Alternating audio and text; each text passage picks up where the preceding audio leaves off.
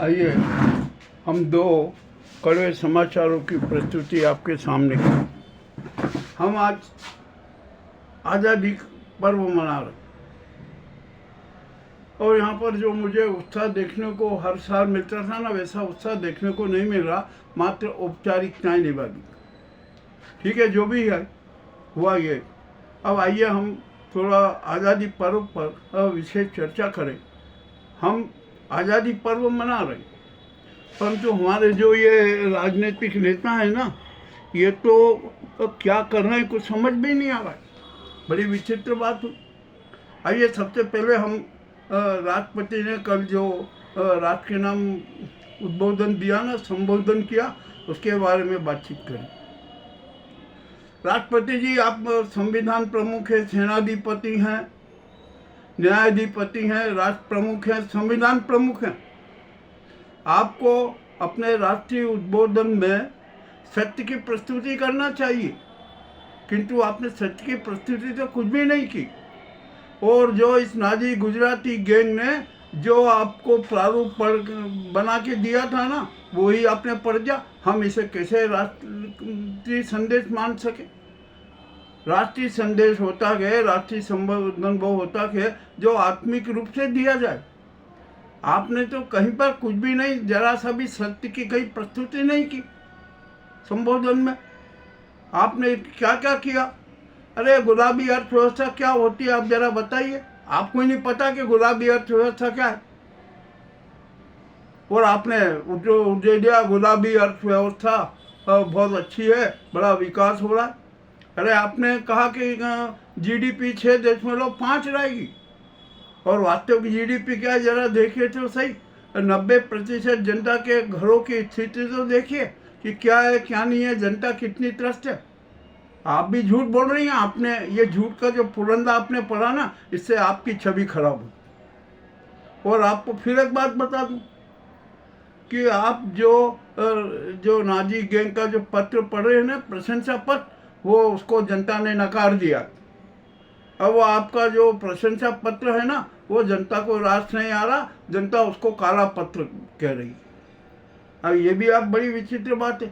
अब यदि हमारे देश के राष्ट्रपति की ये स्थिति हो जाए कि वो अपना आत्मिक उद्बोधन न दे सके, नाजी गैंग के हाथों की कठपुतली बनकर जो कुछ वो कहे उसके इशारों पर नाचती रहे, ये क्या राष्ट्रपति पद का दायित्व है?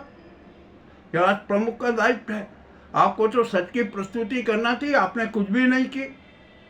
आप जान रही है ना कि यहाँ पर किस प्रकार सत्य की, संविधान की, विधान की, कानून की, न्याय विधा की, समाजवाद की, प्रजातंत्र की, और जो जनमत है ना, उसकी शव यात्रा निकाली जा रही है, उसका दाह संस्कार किया जा रहा। और आपको जो शोक संवेदना व्यक्त करने की बजाय आपने कुछ भी नहीं किया। और हमें तो ऐसा लगा कि आपने जो राष्ट्र का जो संबोधन दिया ना, राष्ट्र को जो आपने उद्बोधन दिया, वो हमारे 90% जनता की भावनाओं के छो पर आपने कफन डाला। ये मैं बहुत कड़वी बात कह रहा हूँ। आप जरा आत्मिक रूप से सोचिए, समझिए। मैं जानता हूँ कि ये कड़वी बात कहना अभी उचित नहीं है, फिर तो मजबूरी में कहना पड़ रही। और मैं फिर आपसे कह रहा हूँ, आप 5 मिनट, सिर्फ 5 मिनट भी नहीं, सिर्फ 1 मिनट सच्चे उपवास के साथ आत्मचिंतन कर लीजिए राष्ट्र के वर्तमान हालात का, और सच जान लीजिए। सच आपके सामने है, सब कुछ पता है आपको, किंतु आप मौन हैं। आप धतराष्ट हो गई हैं, आप बोल नहीं सकती, आप मुंह बधिर और धतराष्ट हो गई हैं। यह बड़ी विचित्र बात है। और हमारे देश का दुर्भाग्य, 147 करोड़ जनता का दुर्भाग्य है कि नाजी सरकार के हाथों की कठपुतली आज देश के प्रमुख पद पर विद्यमान है। अरे आपको पढ़ना चाहिए, अपना आत्मिक उद्बोधन देना चाहिए। आपने को इतना सोचना था कि ये जो इस नाजी गैंग, गुजराती गैंग ने जो प्रशंसा पत्र पढ़ के दिया है ना, वो मैं पढ़ दूँ और उसको राष्ट्र का संबोधन। यह नहीं मानती जनता राष्ट्र का संबोधन आपका। अब क्या किया जाए? और आपने तो जन भावनाओं की अभिव्यक्ति को, जन भावनाओं की मांग को आपने बिल्कुल नकार दी। क्या है आखिरकार ये आप क्या कर रही हैं? अब तो हमें मजबूरी में ये बात भी कहना पड़ेगी कि आप भी है ना इस नाजी गुजराती गैंग के कठपुतले पुतलियों के टूटे फूटे भंगार, जो पुतलों का भंगार है ना, उसमें आपको डाला जा रहा है। और आपने जो राष्ट्र के नाम संबोधन दिया ना, ये उसका प्रत्यक्ष प्रमाण है। आपको तो राष्ट्र के नाम खुला उद्बोधन देना था, वो आपने नहीं दिया। छोड़ दीजिए, अब ये बात ही खत्म हो गई। अब तो जनता है ना आपसे कुछ सवाल कर रही है, और हम तो खुद सवाल कर रहे हैं और करेंगे, क्योंकि हम तो राष्ट्रवादी हैं, हम जनवादी हैं, हम संविधानवादी हैं, हम सनातन धर्मी हैं। हम तो सबकी बात करेंगे, सबके विकास की बात करेंगे, विश्व शांति की बात करेंगे, कल्याण की बात करेंगे। किंतु आपने कुछ भी नहीं किया। आपने तो नाजी गैंग का जो ये प्रशंसा पत्र पढ़ा ना, तो मैं ये कह रहा हूँ कि आपने ये नाजी गैंग का प्रशंसा पत्र नहीं, ये नाजी गैंग का मरसिया पढ़ा। ये आज मुझे कड़वी बात कहना पड़ रही है, राष्ट्रपति जी को भी बुरा लगेगा, और सच और कड़वा सच सबको बुरा लगता है। ठीक है, जो भी हो और जिसका जो भी परिणाम आएगा, हम भुगतने के लिए तैयार हैं। आइए अब दूसरा, आज आज़ादी पर्व मना। 15 अगस्त के लाल किले की प्राचीर से ये राष्ट्रपति जी ने तो कल संबोधन दे के अपना कर्तव्य निर्वहन कर लिया, औपचारिकता पूर्ण कर ली। आज ये नरेंद्र मोदी जी ने वहाँ ध्वजारोहण किया। किस अधिकार से उन्होंने ध्वजारोहण किया? देश की 90% जनता ने उनको नकार दिया है। जो ये नाजी सरकार है, इसको भंग कर दी है, तो उनको किसी प्रकार का अधिकार ही नहीं है। और जनता ने तो खुद राष्ट्रपति शासन की घोषणा कर दी, और राष्ट्रपति जी ने उस पर मोहर नहीं लगाई। ये गलत काम किया। उनको तो आज अभी और इसी वक्त ये यहाँ पर कहना चाहिए कि मैं देश में राष्ट्रपति शासन लागू करती। और मोदी जी ने जो क्या उद्बोधन दिया, अपनी प्रशंसा पढ़ रहे हैं, भविष्य का रोड मैप तैयार कर रहे हैं। अरे अपना रोड मैप तो तैयार कर लो। आप अपनी पावन राष्ट्रीयता, पावनता और शुद्ध भावनाओं के साथ तो आ जाओ। आप कुछ भी नहीं करो, खाली जुमलेबाजी, झूठ, सफ़ेद काली झूठ, इवेंटबाज, प्रायोजितवाद और शातिर षड्यंत्र और नाटक करो। क्या ये देश के प्रधानमंत्री का दायित्व है? क्या ये देश के प्रधानमंत्री का ऐसा चरित्र होता है? बिल्कुल नहीं होता है। आप शातिर षड्यंत्र रचते हो सत्तावादी स्वार्थ के लिए। और आप है ना, ये नरेंद्र मोदी गैंग, ये गुजराती गैंग हमारे विधान, संविधान, सनातन धर्म, मानवीय मूल्य, सर्व कल्याण, जन कल्याण, लोक कल्याण, मानवीय सिद्धांतों के छाव पर अपने सत्तावादी महल बना रखे। इन सबकी लाशों पर नंगे नाच रही है। ये इतने अहंकारी है, इतने अहंकारी हैं कि जिसकी कोई सीमा नहीं। हर चीज़ का जुमला गढ़ते हैं। और आज आप भारत के भविष्य का बता रहे हो। आप जरा अपना भविष्य तय कर लो कि आपका भविष्य क्या है। और मैं फिर यहाँ कह रहा हूँ कि आपको एक पद से हटा दिया है देश की जनता ने। अब आप देश के प्रधानमंत्री नहीं हैं, न आप विदेश जाए न कुछ करें। आज आपने लाल किले के तिरंगे का ध्वजारोहण करके भी एक बड़ा अपराध कर लिया। ठीक है, आपने किया, अपराध तो कर ही लिया, इसकी सज़ा भी आपको मिलेगी। और आप ये कहते हैं कि यदि मान लीजिए प्रधानमंत्री लाल किले की प्राचीर से तिरंगा नहीं फहराते तो कौन फहराता? अरे हमने सुझाव दिया था कि पुलवामा और पहलगांव के जो शहीद परिवार जो शहीद हुए हैं ना, उनके परिवारों के बच्चों को आप बुलाते, वे सब सामूहिक रूप से लाल किले की प्राचीर से ध्वजारोहण करते, तिरंगा फहराते, तो ये शहीदी जो प्रथा है ना, उसका सम्मान होता, शहीद परिवार का सम्मान होता, तिरंगा गर्वित होता और देश की जनता गर्वित होती कि आज हमने आज तिरंगा फहराया है। आज़ादी पर्व का ये तिरंगा हमारी आत्मा है, आज हमारी आत्मा प्रसन्न होती। किंतु नहीं, आज तो तिरंगे की आत्मा रो रही है, संविधान की आत्मा रो रही है, देश की अर्थव्यवस्था की आत्मा रो रही है।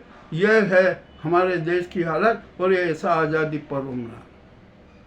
यदि आप जब जिस देश में 90% जनता की बात नहीं मानी जाती हो, उसका साथ न्याय नहीं किया जाता हो, संविधान का सम्मान नहीं किया जाता हो, कानून का सम्मान नहीं किया जाता हो, साथ ही षड्यंत्रों की राजनीति चलाई जाती हो, उस देश में आज़ादी पर्व भी नकारात्मक ही होता।